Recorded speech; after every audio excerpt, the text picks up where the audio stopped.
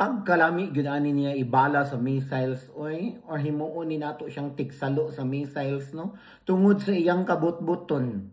Or pwede mag-request ni San Pedro nga ipasundo na ni siya aron makuhaan sad ang mga butbuton sa kalibutan labi na sa Pilipinas kay ang inyong iyaan nagpagarpar na pud.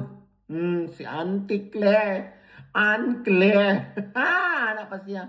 Makikita natin ang kasabikan ng Vice Presidente na pag-uusapan ang halalan sa 2028. Wa man siya nanabik. Kaya naman ang gipangandaman ug kabalo man siya nga mudagan gyud siya pagka-presidente karong 2028. Relax lang siya. Ang kamo ng kabuang.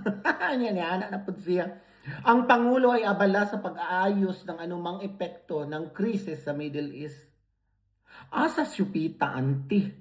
Asa dapit iyang giayos ang tanang budget aron kini maturutot. Giayos sa imong nawong. Asa man dapita ang giayos niya, murag wa may nakita. Murag ikaw ragyod ang nagadayeg na imong amo ug imong idolo. Ko nakabuang naman in town mo, oy. Pagbago na mo, bi, maluoy in town mo sa inyong kaugalingon. Tabang!